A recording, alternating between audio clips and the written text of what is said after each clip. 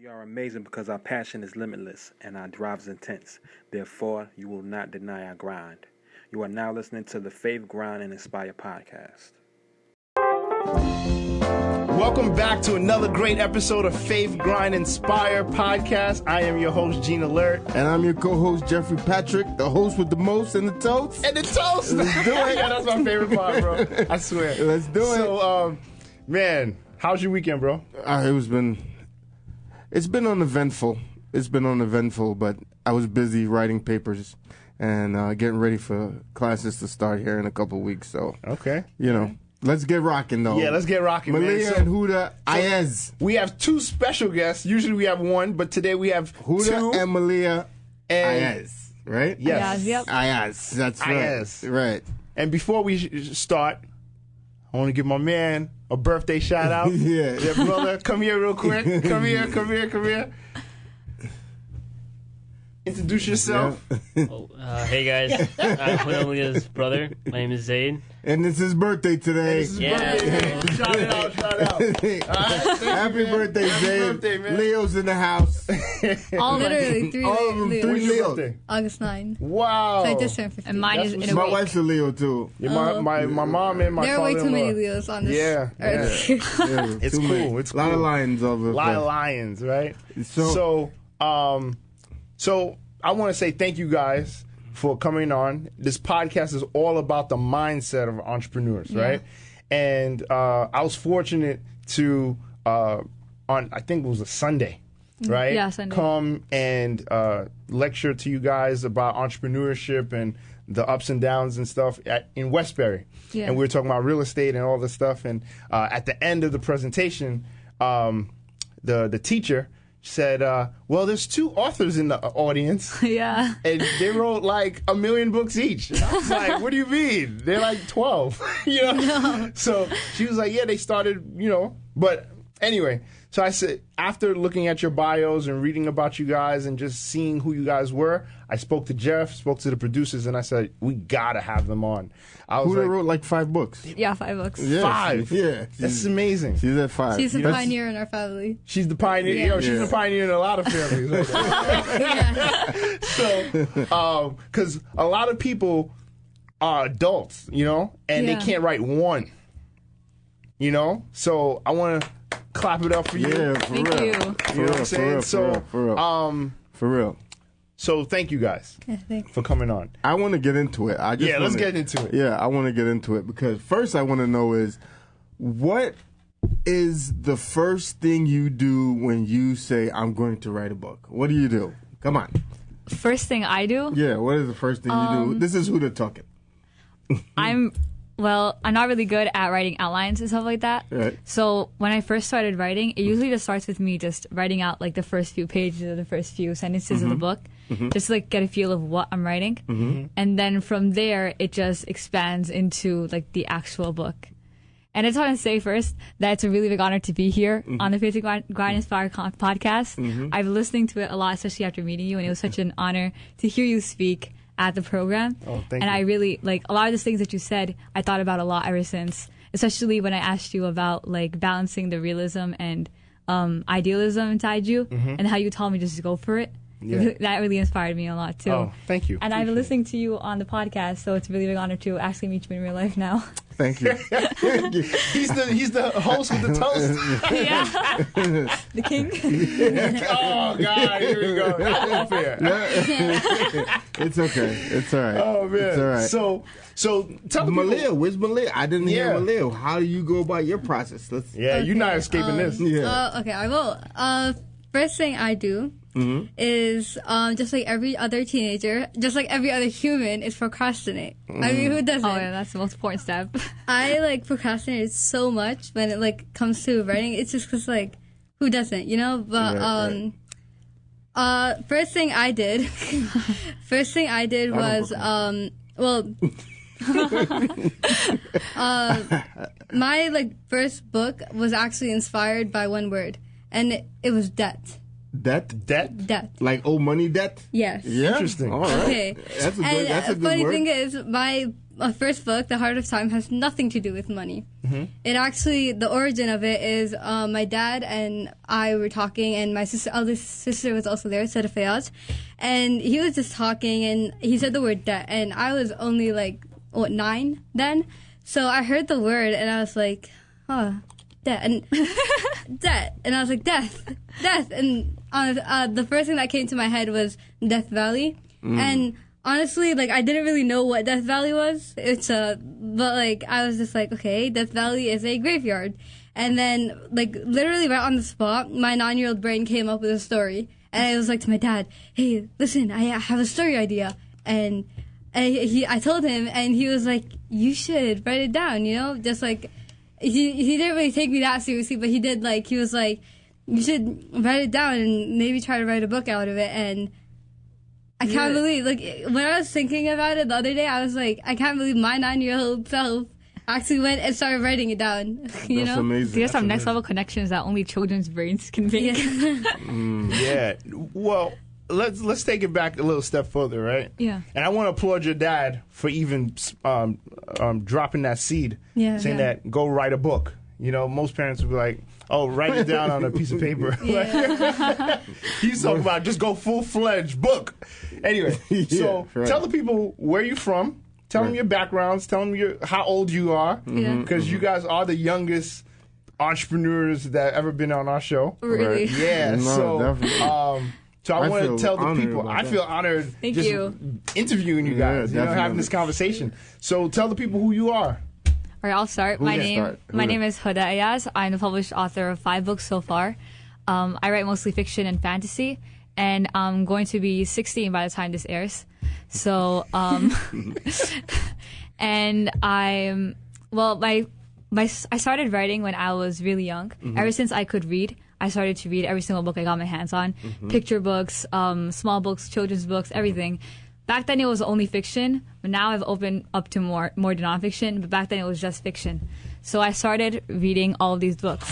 And I grew up in an environment where reading in general was something that my parents stressed a lot.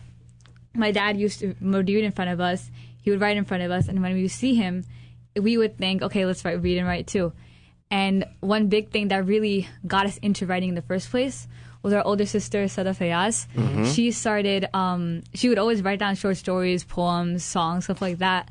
And when she would write something that she particularly liked, she would sit at the table while we were all sitting down and eating. She would take out what she had written and then read it to the entire family. So when she started doing that, Maliha and I started to gain the courage to read in front of our family and share what we wrote and what we were working on. And eventually, this just kind of became a tradition amongst the sisters.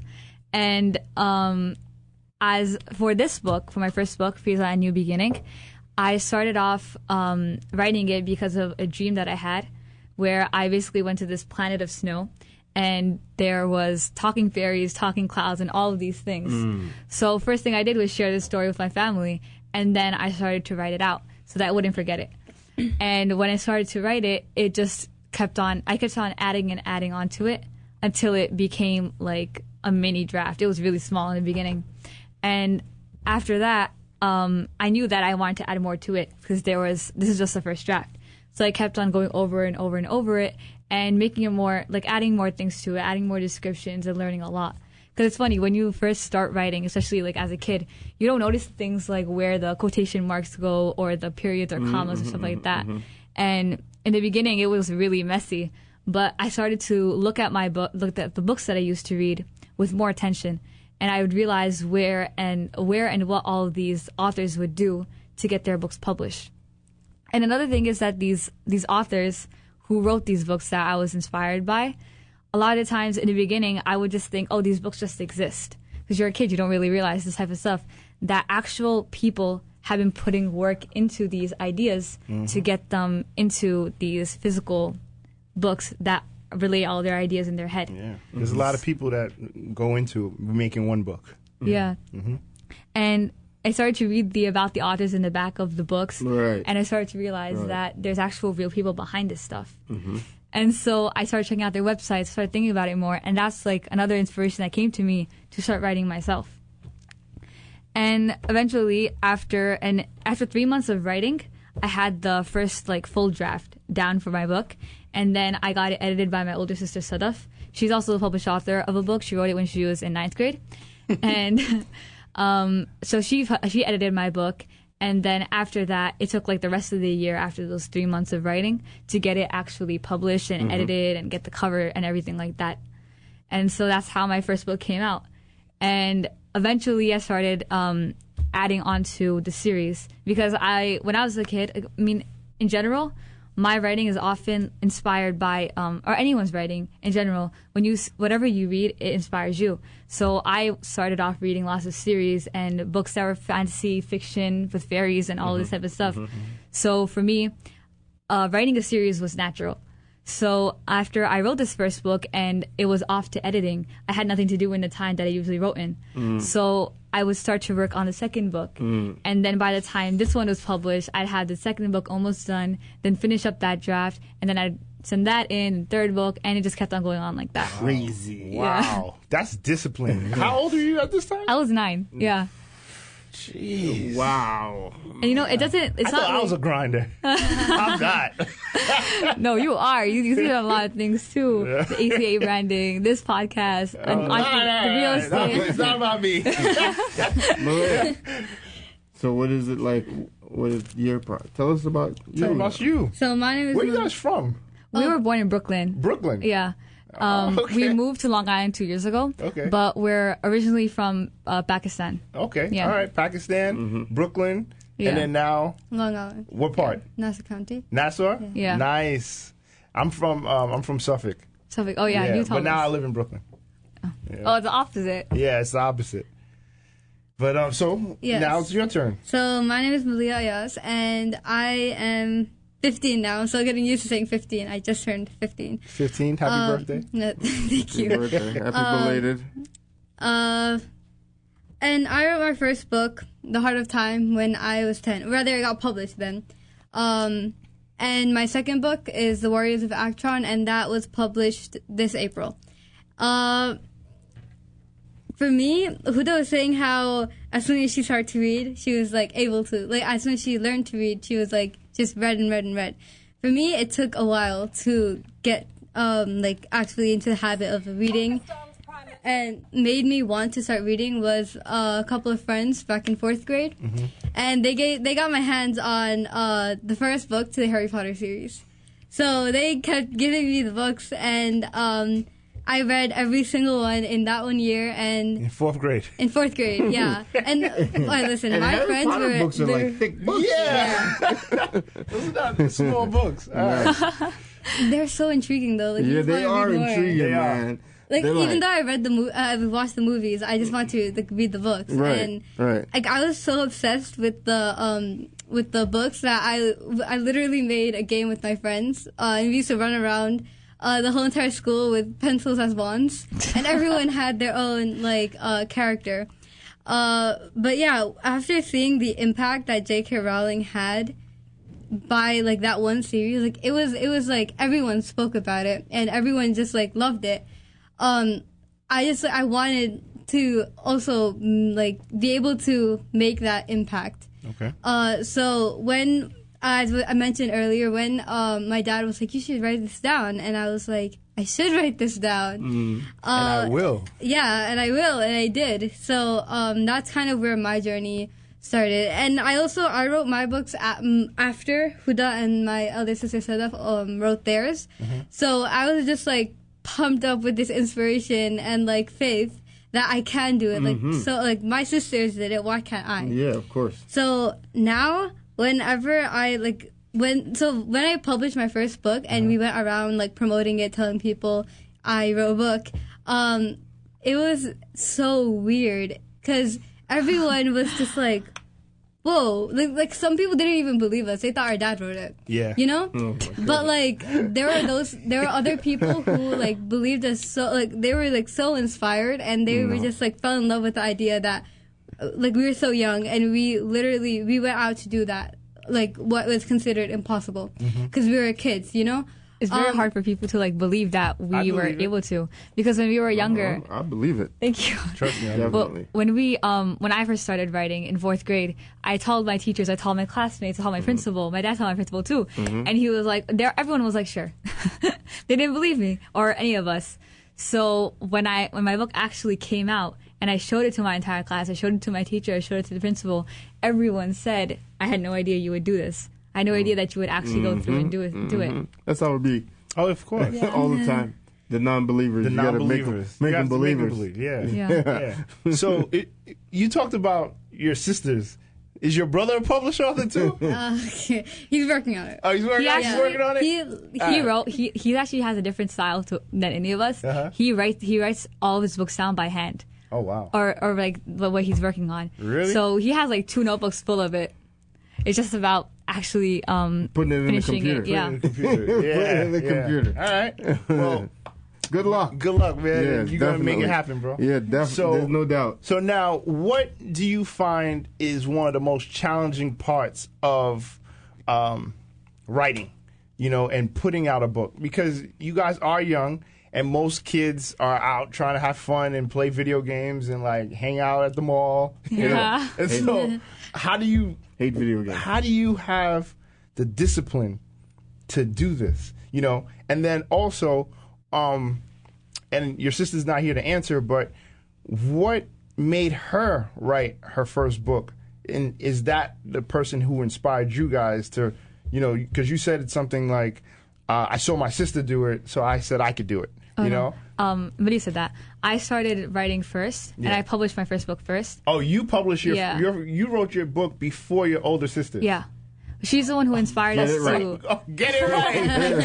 It's okay. Yeah, right. It's okay. It's confusing. I get the it. boss is here. It's, Yeah, she's the boss for real. it's confusing. I get it because like all the ages are different too. But yeah, I wrote my first book, and then my second book and her first book came out at the same time. Got it. Well, let's answer your first question first.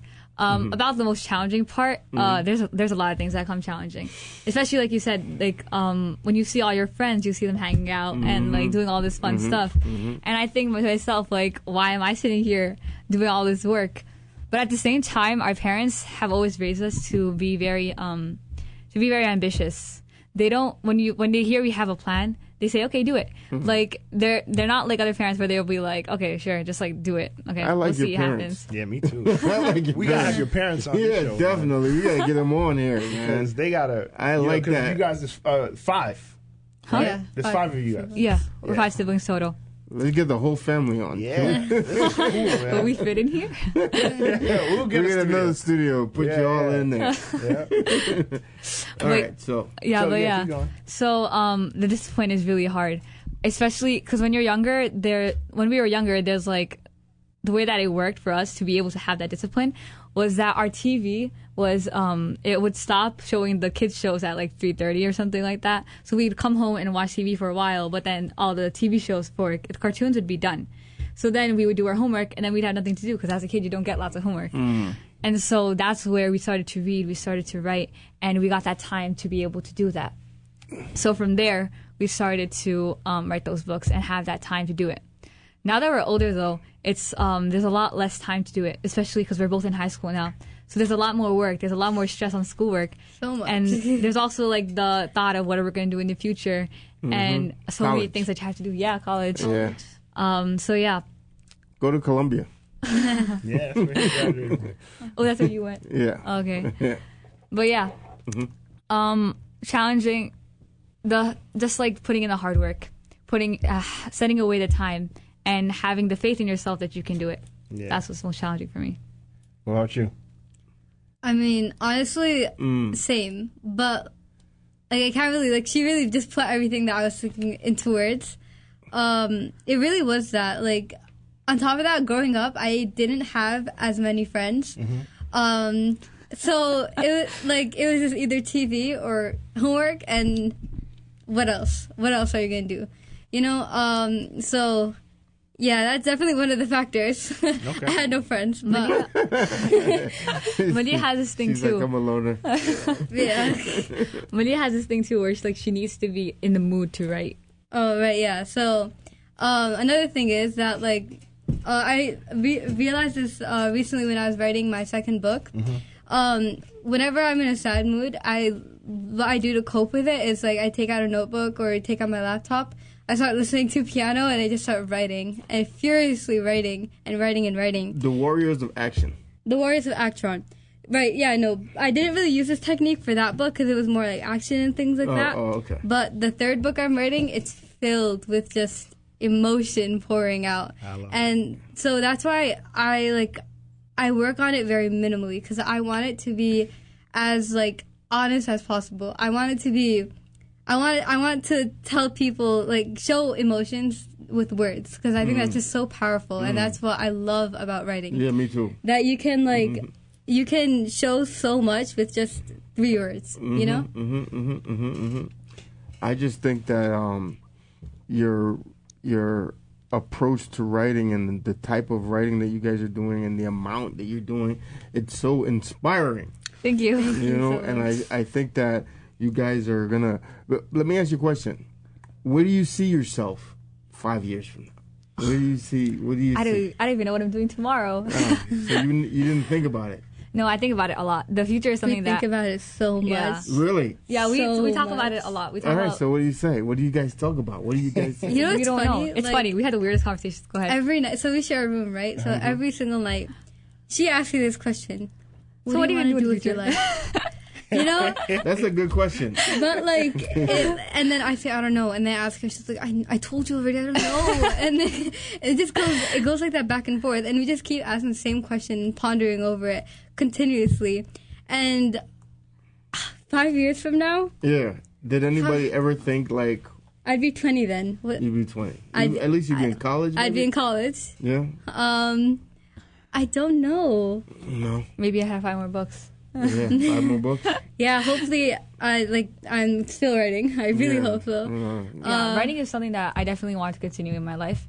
Like, even if it's just as a hobby, I think writing will always be important to me. Yeah. Yeah.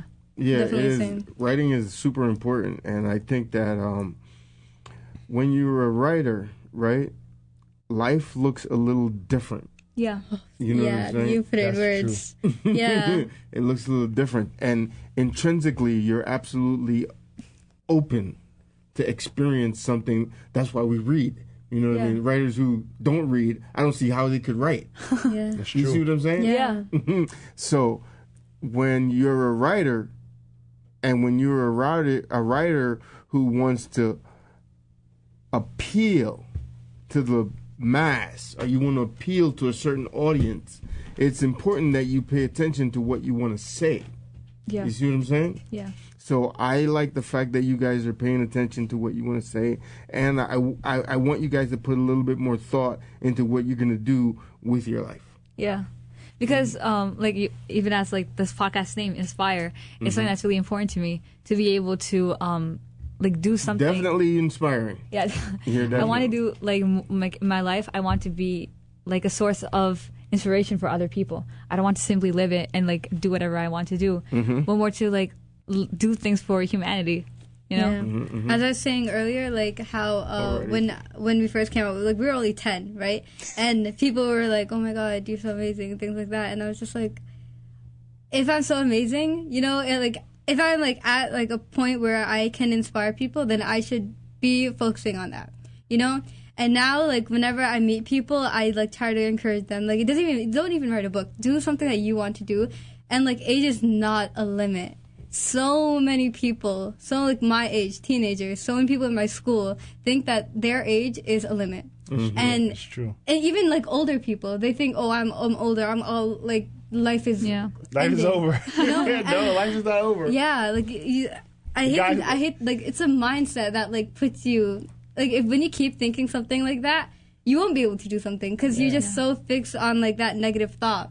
So that's why like whenever I meet people, I try to like encourage them and try to get them out of that mindset because there's so many people who are like and today like the people of today we need that we need someone to like try like take us out of that like negative light and like show us that anything is possible. Agents of change. You know, there's one book I had read about the art of writing in particular, and it was probably one of the best because I've read hundreds of books on writing, but Stephen King has a book called On Writing? Yeah, On I Writing. haven't read it yet, but I need to. No, it's like, I'm telling you, if you're a writer, you should actually take a really closer look at this book, because when it comes to writing, there are a lot of tools in writing. Yeah.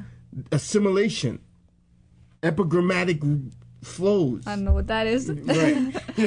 We're talking to the screenwriter right here. Oh, Right. He writes movies. Oh, cool. So you guys will learn these tools, because you're actually, although you guys have written books already, you're still at that beginning stage still. That is so And you guys are awesome. going to get older, and you're going to have more experience, and you're going to be able to tell even more graphic stories. You see what I'm saying? Yeah. And then those tools, you see those tools, like those things I've mentioned, Yeah.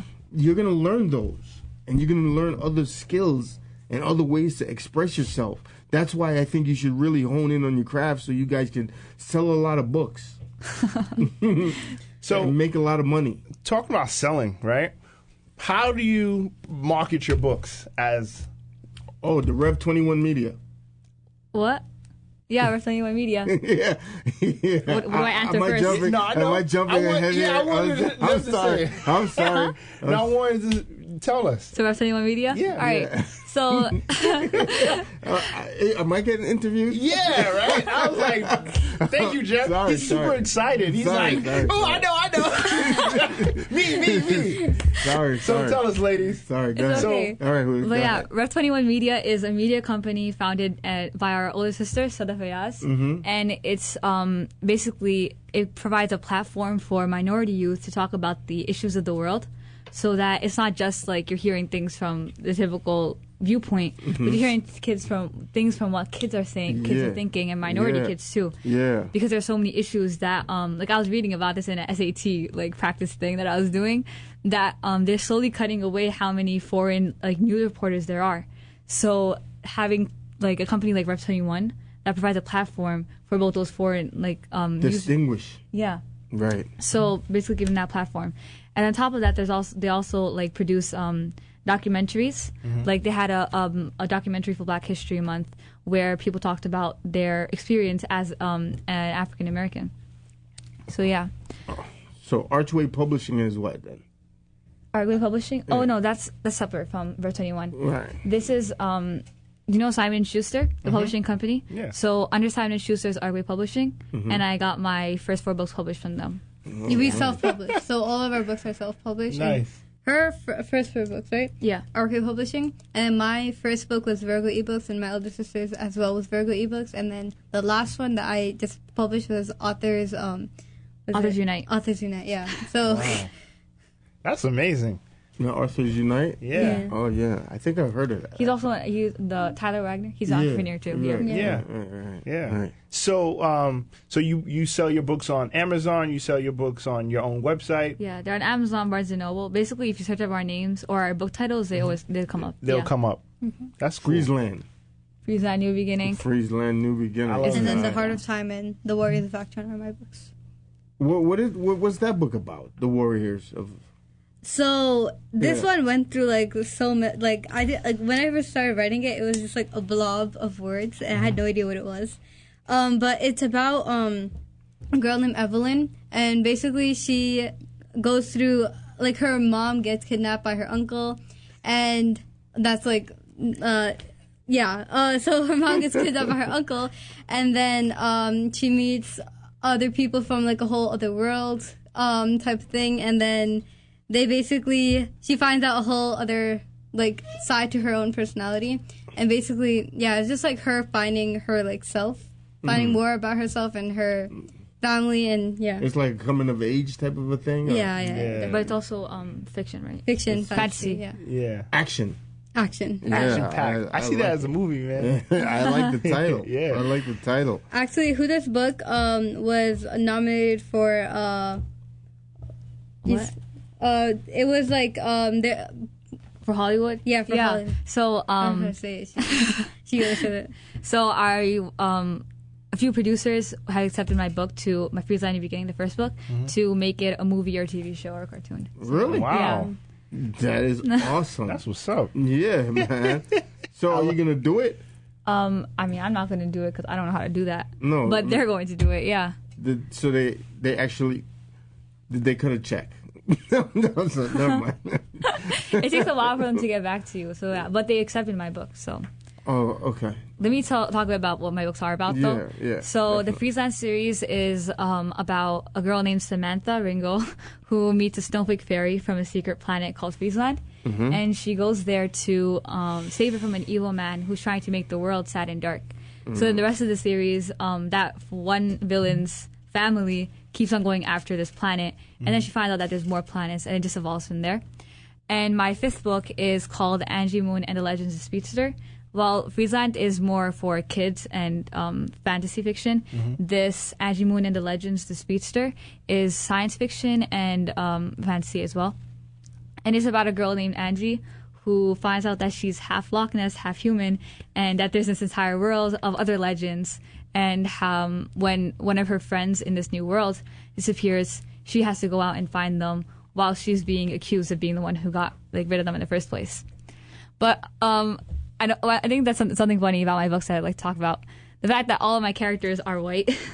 That's funny. It's so interesting. Mine as well. Yeah, I noticed that. Yeah, all of my characters are white. That's funny. I grew up reading books that all featured white characters. So when I started writing, it's weird to think about it now, but there was no concept of there not being a That's white funny. character as That's a main funny. character. That is hilarious. See It's how really it is? interesting. Yeah, no, because it's when you're Even the cartoons and everything like that. I literally everything. don't see yourself. Yeah. There's and no reflection of you. So how when are you you grow gonna up thinking, watching that you gotta stuff. reflect that. Yeah. You're reflecting what you see. So are any of your characters ever going to be like a reflection of you? Yeah, I mean, actually in this book, Angie Moon and the Legends, there's a character who's a Muslim hijabi. Okay. But she was a side character, and this is something that I only realized starting 9th grade because for all my life I went to a school with other Muslims too.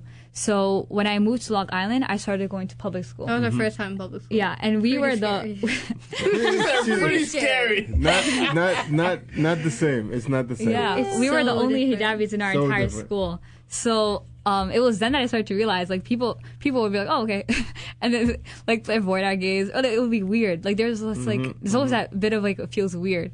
So I know what you're talking about. yeah, 9th grade I started to feel that, and it's then that the message of Rev 21 that really came to me. I didn't really understand it before. But after coming to this high school and its environment where you notice that there's still it feels weird, and I started to think about the fact that all my books have white characters because of the fact that it never came to me that I could possibly have a hijabi character or a Muslim character like me. That's funny. Yeah. So I did a TED Talk about this with my school, and because we all had to do a TED Talk in English. So I did it about this topic, and I learned so much about the fact that it's not diverse entertainment isn't being created. It's about it not being promoted properly. A lot of the times they for books with main characters who aren't white, they'll be put under multicultural shows. Yep. And those are Yep. in obscure places, so it's hard to find them in the first Yeah, place. you're right. And then they don't sell. And then people assume that it's because they have diverse characters and that no one wants diverse characters. And just an ongoing cycle. It keeps going and going and going. And it's kind of crazy to think about because I think about it myself, how am I going to change that? Where do I have a place to do that? But at the same time, it's I already have so many ideas about books or other entertainment that I could have characters who look like me or other diverse characters. Right. Because there seriously is a lack of it. Right. You're right. And You're entertainment, absolutely yeah. right. The diversity and inclusion bit to everything that we're dealing with now in our society is something that we have to really take a closer look at because when we say diversity and inclusion, we don't really mean exclusion of white people. Yeah. Yeah. You see, and that's like an error. It's erroneous for people to think that when we're saying that we're really trying to exclude a certain type of people, which is not the case, right? We want to have a society, a utopia, that has everyone in it. Everyone in it. Working together in a way Yeah. that's going to be productive to all of us. I just wrote a paper on on it's called Lucratively Living Looking Through the Lens of Longevity. And it has right. That's assimilation. You'll learn that. Right, you got that. Right. So the paper has to do with us, how and why we're living longer, and actually since the year 1900 we've actually added 30 years to human lifespan. So we were dying out at age 50 on average. Now we're dying out at age 80. You see what I'm saying? So we have to think about that little part of life that we're getting, that extra little 1/3. That's where everyone is living extra. And that is a whole nother realm of life where we have to capitalize on, and we have to make it so that these, you don't want to say elderhood, the elderhood lifespan is something that we have to consider because of the simple fact that caregivers, the caregivers are also going to be a major factor, because you think about it, there's going to be more older people. So who's going to be taking care of these people? Yeah. And so it's something we got to think about when we're talking about diversity and inclusion, because ageism plays a part in America, just like racism and sexism and all of the other isms and schisms that's out there. So yeah, we have to realize that everyone needs to be considered. Yeah. It's a, and that's what writing. Have you ever read a Harry Potter's book? Yeah. Okay. Have you, Jane? Have you ever read a Harry Potter? No. I just watch the movies. I read one Harry Potter book. Okay. The Goblet of Fire. Goblet of Fire. Right. The Goblet of Fire. And it was so captivating. You know what I'm saying? The reading, and not only that, right? When I was reading it, I saw the universal appeal to Harry Potter. You see what I'm saying? Yeah. So the more you can have a universal, I'm only mentioning this because we're talking about diversity and inclusion, and Harry Potter is inclusive. They're old characters too, yeah. It's an inclusive. Dumbledore. Yeah, it's an inclusive concept. But you see where you know what I mean? Why people like it so much. Yeah, you can see that. You can actually, when I read it, I didn't read another one because I don't have the time. Because they consume a lot of time when you, you know what I mean? Yeah. When you're reading a Harry Potter book, first of all, you get engrossed. Yeah. And you're like, wait a minute, it's what hard happened? To stop, right? Yeah. And you got, I got things to do. So I never really, when I retire, maybe I'll decide to read the whole series. But as of now, no, I'm not going to read Harry Potter's book. But they're very engrossing, and they encapsulate the whole idea of a universal appeal and how we can actually, capitulate to this idea. And there's so much to learn from reading Harry Potter too. Reading from any book, really, because on top of the themes they have, the vocabulary. After reading that Harry Potter, my vocabulary had increased.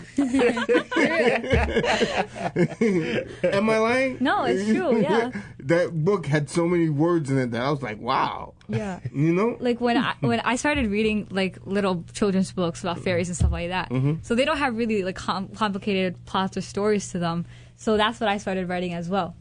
Eventually, I started reading Percy Jackson, Harry Potter, and I realized that there was a lot more that you could do with the book's idea to make it more captivating, make it more complex. And when you become a writer, it's hard to read anything without thinking, how did they do this? How did they do this? And reading everything with a lot more attention that you would have if you weren't a writer. So I started to learn from them how to make your books more complex, how to make them more interesting. And layers. Yeah. And especially with Harry Potter, it's there's so many things to it. There's layers to hone into every single thing. Layers. You're like, wait a minute. I know somebody like that. Just reading the podcast, the Harry Potter fan club. No, right? Yeah, so, we're going to have to try and see if we can have that universal appeal in whatever we write and whatever we do. Because writing, it is not an easy task. No. It's not. I don't know any writer who would say that it's an easy task. But those of us who actually put our thoughts into words so we can actually have an emotional connection with other people, we understand that we must do it. That we couldn't be like, no, I'm not gonna write that. I don't see any writer who would say that they're inspired to write something and they'd be like, no, I'm not gonna write that. Yeah, there's pressure that comes within you too. Yeah, that's what I'm saying. Yeah. You're not gonna be like, no. You even I never procrastinate when I write, Really? and I never have writer's block. Really? Never. Oh, Wow. please explain. Yeah. She's like, move. I'm gonna do this one. She's like, move. Here's how I never procrastinate and I never have writer's block. Please tell us. First of all, I find a topic. Right? I find a topic that makes me think, wait a minute. Like ageism. You see what I'm writing about now? Yeah. The elderly. And then I research it until my eyeballs bleed. I don't stop.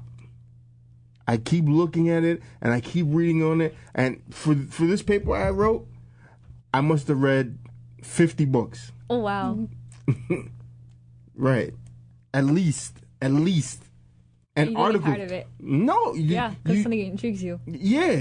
So now that I have sucked all of that in, when I go to write, it's gonna come. Keeps coming. Yeah. And I never have writer's block for that particular reason. If you find yourself with writer's block, the first thing you have to do is find a library. Mm-hmm. Find a library. When I was at Columbia, I lived in the library because everything was there. A matter of fact, the way I got through Columbia is that I made friends with all the librarians that were in my studies, in my discipline. Because the librarians were able to put me into rooms that I didn't even know existed. Libraries are magical places. It is Magical places, No, right? no, seriously. Nancy Freeland, she's the librarian at Columbia University for the film studies department. And she showed me things and pointed me in directions. She had this gift to provide right answers to wrong questions. Right. You leave out of there like, I didn't know I was that smart. She had a gift where you go in there and you ask her and she's like, no. That's not what you want. Look at this. And she'll point you in the right direction and you'll be like, wait a minute, I didn't know this exists. Man, I wish I had her for that TED Talk. I needed a book so bad for that, but it was so hard to find anything. But that's why you should make friends with the librarians. Wherever you're studying, you make sure you make friends with the librarian so that the librarian will be able to point you in the right direction to make sure that you'll never have a block. You'll never have a block. You won't have a block because first of all, you'll be conscious of it. And second of all, you'll be waiting for it. You're going to be waiting for that block. You're going to make sure that when that block comes, you have all the power in you to annihilate it. And that's how I never have writer's block. Boom, like that. If you want me to write something, ask Gene. Oh, yeah. It's right away. Yeah. Boom. Wow. Boom, boom, boom, boom, boom. Just keep it coming. So late. I'm sorry. Oh, Gene. go ahead. I wrote a paper for an economics class that I was taking a year ago, and after I wrote the paper, the professor asked me to write him a letter of recommendation. What? Wait, the professor asked you? Yes, right. Really? Wow. That's Right. Wow. Right. Right. So you make sure that you pay attention to what you want to write on that topic, Getting all that knowledge. and then when you get that topic, you do not stop. You do not stop. Don't let no one tell you different. All my friends be coming to my window. You still studying? Yes. Yes, I'm still studying. I wonder how long it'll take them. You see what I'm saying? Yeah. And just make sure that you don't stop with the topic that you want to explore. Once you have that topic, you go in the ins and out about it. Like this topic on ageism I had no idea how we were living so much longer and how we're going to continue to grow until I started to look at it. there's a I'm hogging the show. I'm sorry. I'm like, okay. Yeah, I know. Yeah, I I know. was getting fascinated. I know, it's so intriguing. Yeah, it is intriguing. I'm learning But a this lot. is, you know what? Yeah. His words, I was like, yeah, I almost forgot where I was. Yeah, let me know. Ladies. Yeah, let's get back to Huda and He's We like, can always talk later. Yes, Yeah. yes. we're gonna have a show about ageism, man. yeah. Yeah. So listen, ladies. Yeah. Tell us like something about you guys that, or something about your entrepreneur journey that would help other people. Something that you learned about yourselves. That's a good one. Yeah, it is a good one. Well, I'll be honest, I didn't know what an entrepreneur was for a really long time until my sister began getting into Rev 21 and creating it. So through that, I started to learn about what being an entrepreneur was, what that type of mindset is supposed to be like this entire podcast is about. And just a discipline. That's so important. And it's about, like, a lot of time there are people who are perfectionists, and then there are people who are, like, not going to do it at all. But people who are perfectionists, like, there's always like going to be outlining and like planning and planning that's going to happen. But to get to that point, to actually start what you want to do and to get it into action is the most important part. And I find that difficult for like anything, because a lot of the time I'm that perfectionist because I want to be prepared. I want to have everything written out for me. But you have to be able to work on what you want to do without like a plan, so that you can actually get it done instead of just sitting down thinking about it forever. Don't overplan. Yeah. And like you said, like, take the risk. Yeah. Instead of being so concerned about whether you're being too idealistic. Yeah. Yeah. It's true. And, to be totally transparent, right? So I think that's one of the things that really hold a lot of people back, and I'm a perfectionist. Like, if you're my client, I'm telling you everything you need to do. It's super easy. But when it comes down to me, it'll take me. I'll keep planning. I'm looking at it. I'm gonna review it, and don't start. Yeah. And then I get anxiety because I didn't start, because I know I need to start, and then all of a sudden, like, I panic attacks. You know what I mean? Yeah. Like, and I start. But thank God I have accountability partners, and I'll call them because I'm self-aware of what's going on. He doesn't call me though. I did call you. I called you yesterday. What are you talking about? You were like, yeah, you know what I'm talking about. But so I called him yesterday, man. Anyway, Stop doing your tracks. Yeah, and then he tells me, yo, I'm watching a movie with my wife. I was like, oh man, I need you, bro. So It backfired. yeah. See, but no. But we did speak before that, and then I called him back because I just wanted to, I felt better. Anyway. Yeah. So that's one thing too. Accountability, just starting. So I love that point that you're talking about, where it's like, don't overthink it. Yeah. Just start. You know what I'm saying? Fear. Get over that fear. And sometimes when you're looking at, matter of fact, you guys are young. Let me ask you guys, how do you think social media plays a part in how you look at being an entrepreneur, young entrepreneur?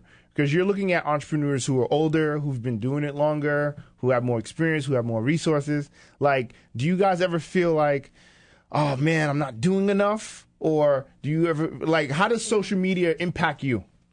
Because I know in school, they talk about cyberbullying, but as adults, we're not in school no more. So we hear kids like, oh, how are you getting bullied on social media? Like, that's stupid. Like, that's not real. Yeah. But how do you, because you guys are superstars probably in school because you guys wrote books. You guys are authors, Most kids never even meet authors. Maliha has no friends. No, she has friends now. She's a star, man. Oh, God. So she's a celebrity. But so go ahead, answer it. Do you want to go first? Oh, yeah. I think, like, when people look at, like, other people on social media, like, I'm talking about the people who actually have a following and, people they look up to, I think a lot of the time you just get insecure, like, or, like, you start feeling like you're missing out, Yeah. Like, you feel like I feel like I'm not doing enough. Whenever I see other people doing such amazing things, I think I should also be, I should also, I should be doing more.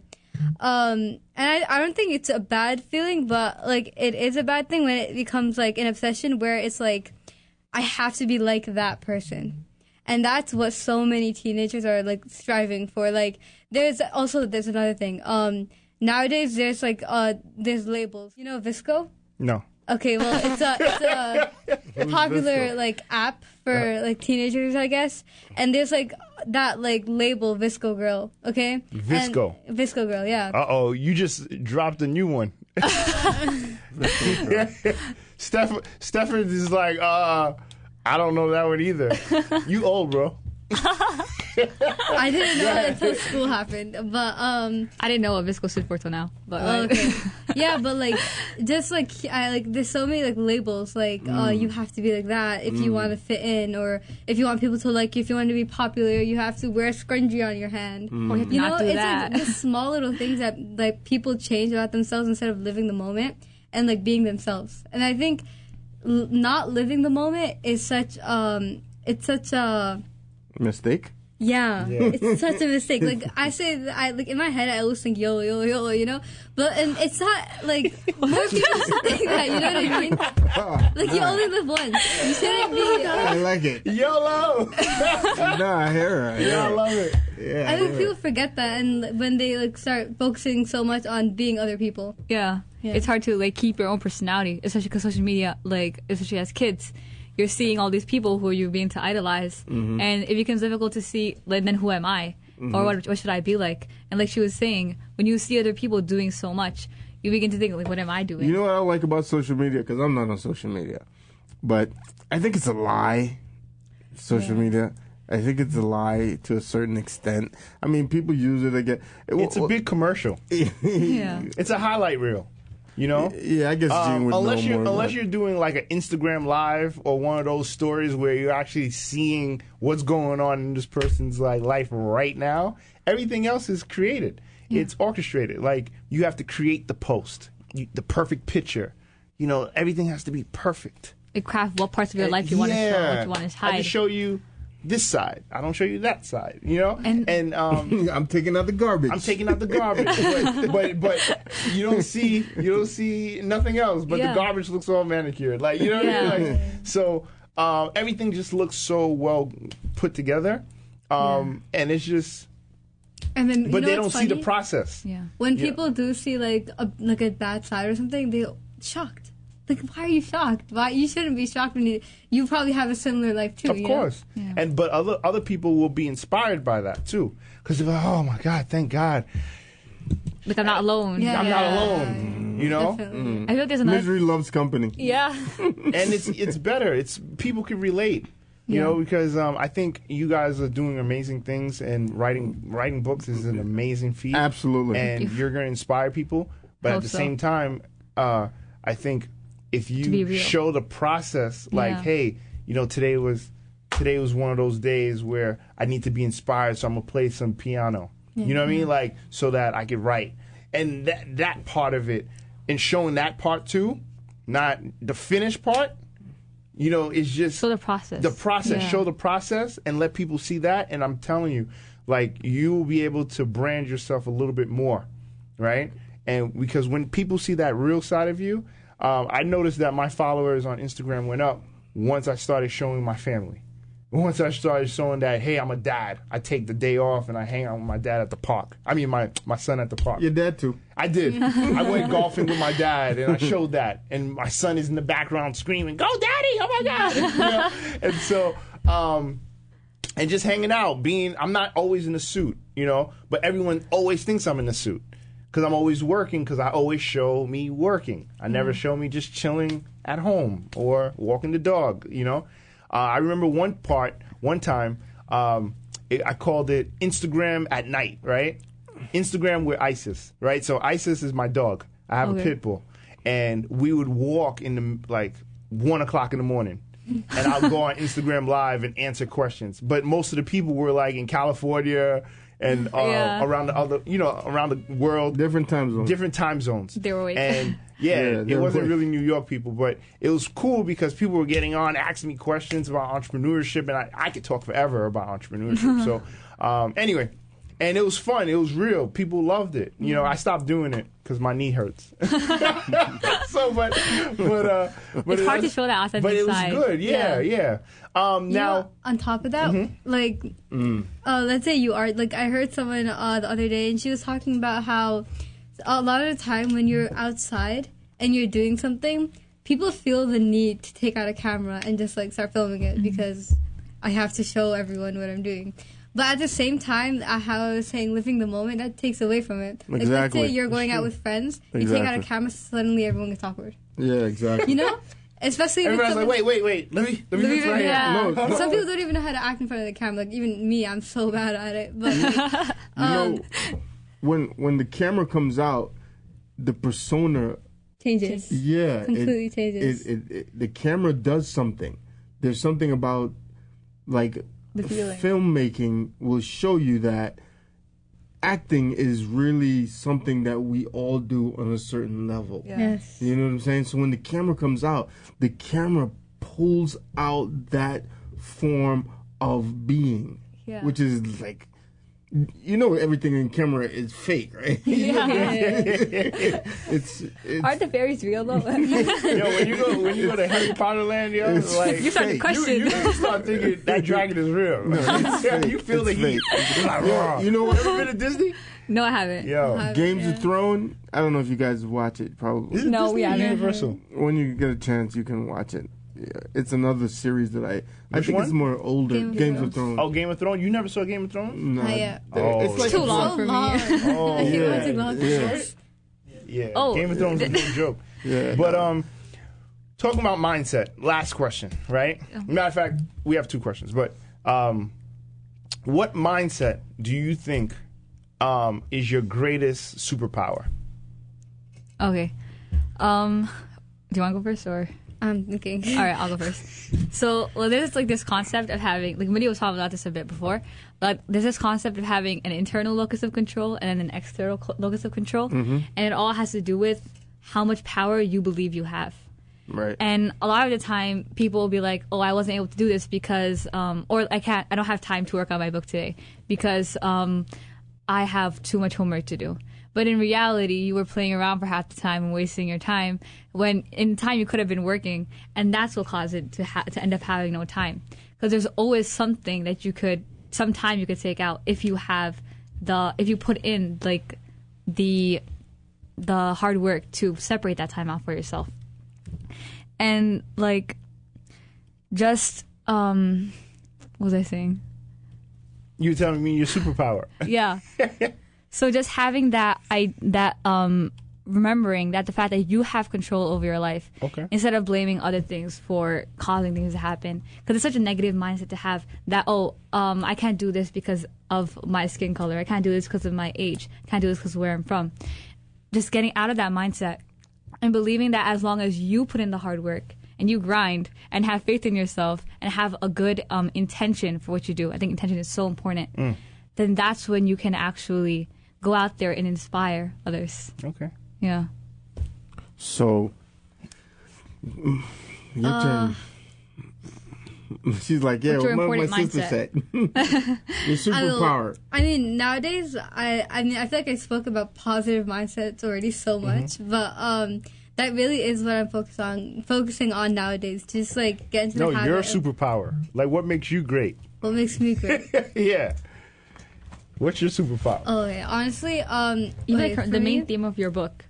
Yeah, so the main theme of my first book is like if you have a positive mindset, everything things will go well, and if you have a wrong mindset, things won't go like as well. And that's kind of what she was talking about as well. But I mean, a mindset I have is when I am passionate about something, I go full force, and I keep running and running and running until I get that thing done. And right now Perseverance. at this like age, I feel that, you know, and I feel it constantly when I go to sleep, when I wake up. I just feel it, and I just want to keep running and running, just do something with my life. All right, you're You know? tenacious. Yes. She's Yeah. very Like tenacious. when I think about it, when I sit down and I'm like lazing around, like even nowadays, watching things on Netflix, just watching things in general makes me so Feel mad. guilty. Makes you feel 'Cause, guilty. Like, I should be work doing right something now. else. I could be doing something else. I could be like out there doing something great, inspiring people. Right. You know? Who's your favorite author? Author Right now, Paulo Coelho. Right now, for me, it's Madeline Miller. Okay. Yeah, Oh, she inspires me so much. Her writing is so poetic, and that's like what I strive for. Like, Who's your favorite writer, Gene? Mine, me. That's the best answer. Yeah, you have Hey. beat that You are the answer. writer of your own life. Yeah, I am. Sorry. But actually, Jeff is actually one of my favorites, man. Like, but like I said, he's a screenwriter. But the way he writes is just, and the way he does it is just amazing to me. I mean, I'd love to learn from you. I like a lot of different people, but but Jeff is actually one of my favorites. Just because of his writing style and the work that I know he puts, because I see the process. I'm Yeah, on the phone with him. perseverance, yeah. So it's different when you see someone actually doing it versus the finished product. Like, I don't know those other people, so I see the finished product, but I know, okay, this is what I expect from them, so, but it's all good. The last question, ladies, you ready? Okay. What, out of the 3 words, faith, grind, inspire, which one resonates with you and why? You go first. Okay.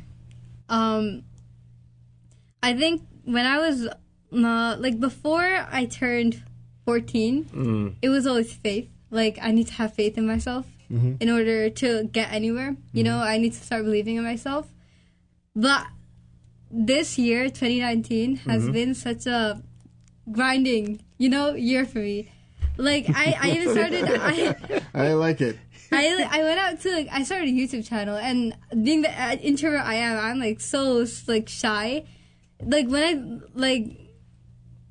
When you get in front of the camera. when I get at the front of the camera, I started getting really shy, and even when I first filmed my first video, I showed it to Huda, and she was like, "Dude, Is there someone holding a gun to your head? She looks so scared. That's hilarious. But so I practiced, and literally the second time I shot, I got so much better at it, and I was already more confident. But yeah, I honestly been striving and just kept on running this year. So Grind. yeah. Time spent brings you the reward. Facts. Yeah.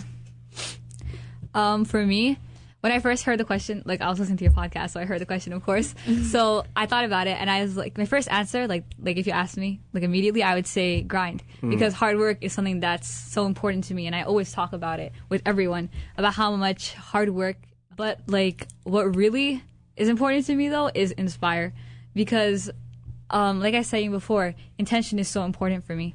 To have a proper intention that isn't just let me get famous or let me get this many followers. To have my intention is to inspire others. I want to inspire others to be able to do what they want to do despite age, despite their color, their skin, because a lot of the time you feel discouraged by things like this. There are extrinsic qualities, but to be able to believe in your intrinsic qualities and put the work into having them, to actually work into making something happen, Materialize. Yeah.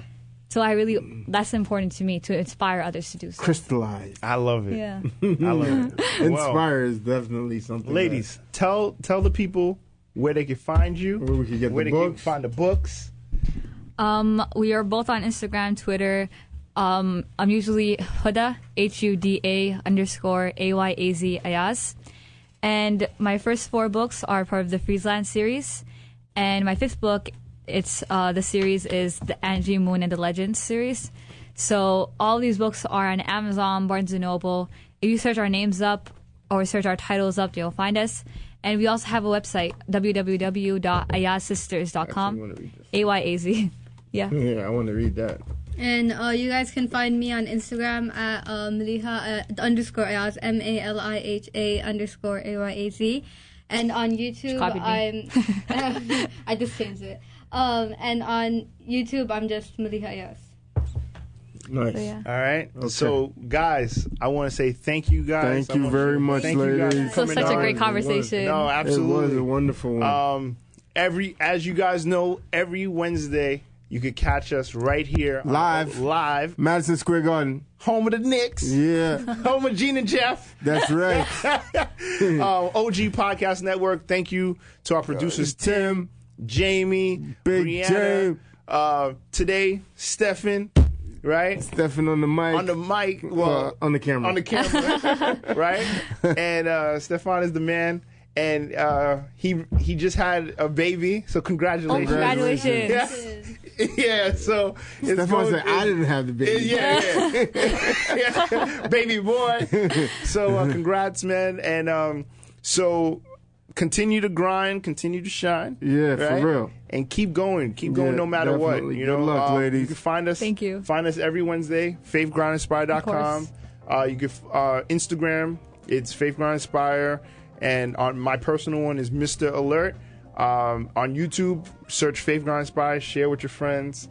This episode is going to be fire. Yeah, definitely. And keep grinding. Very inspiring. Peace. Jeffrey at faithgrindinspire.com. You can email Jeff Jeffrey at faithgrindinspire.com, faithgrindinspire.com, baby. Peace. All right, take care.